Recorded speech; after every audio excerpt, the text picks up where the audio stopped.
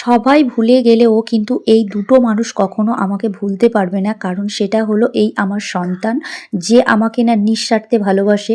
যে দুটো মানুষ, সে হলো একমাত্র মা আর এই যে আমার সন্তান। এই দুটো মানুষ একমাত্র নিঃস্বার্থে ভালোবাসে, আর এদের ভালোবাসার মধ্যে কোনো খুঁত নেই। জানি একটা মানুষ মারা গেলে 1 বছর হতে গেলে সেই দিনগুলো কিন্তু সবাই ভুলে যায়, কিন্তু এই দুটো মানুষের অভাবটাই মানে এরা কখনোই ভোলে না। একমাত্র মা আর সন্তান। সে মা হারা হয়ে গেলে সে বুঝবে, আর যে সন্তান হারিয়েছে তার এই কষ্ট। এই দুজনের কোনোদিন কষ্ট কোনোদিন ভোলানোর নয়। কারণ এই যে দেখো, যদি আমি পৃথিবীতে না থাকি কিন্তু আমার সন্তানটা কিন্তু ও মা হারা হয়ে যাবে। কারণ এই যে মায়ের ভালোবাসাটা আমি চাইলেও মানে ভগবান যদি তুলে নেয়, আমি কোনো মানে বলতে পারছি না। যদি আমি মারাও যাই কিন্তু এই ছোট্ট সন্তানটা নিষ্পাপ, ওর কি দোষ আছে? ও কিন্তু মানে আমার অভাবটা ওকে যতই যে যা কিছু দিয়ে ভুলিয়ে রাখুক না কেন, ও যে এই মায়ের ভালোবাসাটা, মায়ের স্নেহটা, এইটা কিন্তু ওকে কেউ পূরণ করতে পারবে না। বাজার থেকে চাইলেও কিন্তু তুমি কিনে এনে দিতে পারবে না। যে যতই আমি জানি অনেকে অনেক হয়তো যত্নে রাখার চেষ্টা করবে, কিন্তু কি বলো তো, এই মায়ের ভালোবাসাটার কিন্তু নিখুঁত ভালোবাসা।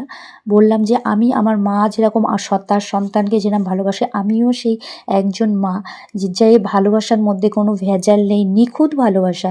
এই ভালোবাসাটার মধ্যে কিন্তু কোনো নিখুঁত একদম থাকে।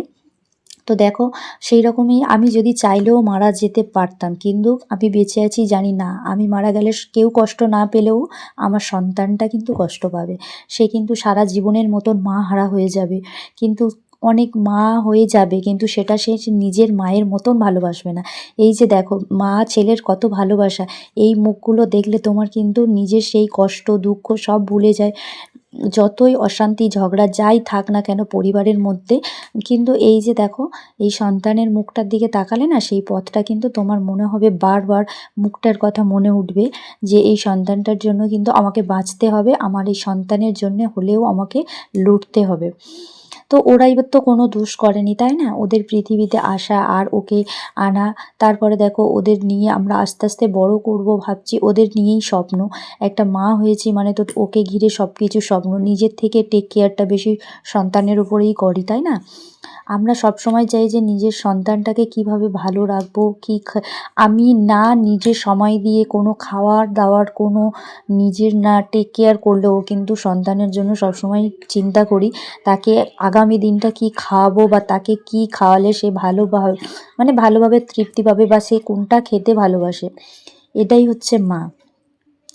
তো দেখো, হাই এভরিওয়ান, তো এই কথাটার উদ্দেশ্যটা এটাই বলা যে আজকে হলো বৃহস্পতিবার, আর আজকে আমার সোনা বলেছিল যে আজকে মা আমি খিচুড়ি দিয়ে খিচুড়িই খাবো। তো সেই জন্য আর কি চেষ্টা করেছিলাম, ওই জন্য ফার্স্ট তোমাকে দেখালাম যে ওটা আজকে কিন্তু আমার সোনা পাপার জন্য খিচুড়িটা বানিয়েছি। তো খিচুড়িটা বানিয়ে দেখো, এখন কিন্তু আমি খিচুড়ি ওর জন্য রেডিও হয়ে গেছে, আর স্কুলের ড্রেসটা আমি পরাচ্ছি। তো ওকে বলেছিলাম যে সোয়েটারটা এখন যেহেতু গরমের ওয়েদার হয়ে গেছে, তো তুমি সোয়েটারটা পরো না, কিন্তু ওই যে সকালবেলা একটু স্নান করার পরে একটু ঠান্ডা ঠান্ডা লাগে না, তো ওই জন্য আবার কি ও পরবে, তো কিছু করার নেই। আর এদিকে আই কার্ড আর ট্রাইটা ওর ইচ্ছা যে আমি ভেতরে রাখবো, আমি বলেছিলাম যে উপরে থাক না, ও কিছুতেই রাখবে না। আর এইদিকে দেখো, যখন সোয়েটারটা পরতে গেছিলো ট্রাইয়ের ভিতরে মানে সরি আই কার্ডটা ভিতরে ঢুকে গেছিলো, তো সেই জন্য আর কি এত দুষ্টুমি করছে। আর এদিকে দেরিও তো হয়ে গেছে, তো একটু বকা দিলাম আর কি। তারপর এদিকে দেখো, ওর জন্য খিচুড়ি রান্নাও রেডি। তো এখন আমার সোনাটাকে খাইয়ে দেবো। তো রেডি হয়ে গেছে, আর এদিকে ও ফোন দেখার জন্য ব্যস্ত হয়ে পড়েছে। তো এদিকে দেখো আবার আটা নিয়ে, ও যেগুলো রেগুলার খেলে আর কি, তোমরা না দেখলে বুঝতে পারবে না।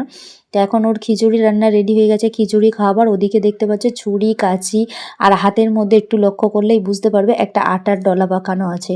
কারণ ওর দিনভরের শেষে যদি তুমি না ফোন দাও, কিন্তু ওর একটা ডলা আটা দিলে ও ওইটা নিয়ে এখন খেলতে থাকবে সারাদিন। তারপরে দেখো, আমার সোনাটাকে স্কুলে দিয়ে এখন আমি বাড়ি আসছি। আর আজকে কিন্তু প্রচণ্ড রোদও উঠেছে, তো স্কুল থেকে এখন আমি একাই বাড়ি আসছি। এসে তারপরে তো রান্নাবান্না করব, ওর একার মতন আমি এখন খিচুড়িটা বানিয়েছিলাম। তো গিয়ে এখন আমার চলো, আজকের বৃহস্পতিবারের মেনুতে কিন্তু খিচুড়ি থাকছে। তো এই যে সবজিগুলোও কেনা হয়ে গেছে, বাবা নিয়ে এসেছিলো আর কিছুটা আমি নিয়েছিলাম। নিয়ে বাবুর জন্য নেক্সট ভিডিওতে দেখা হচ্ছে।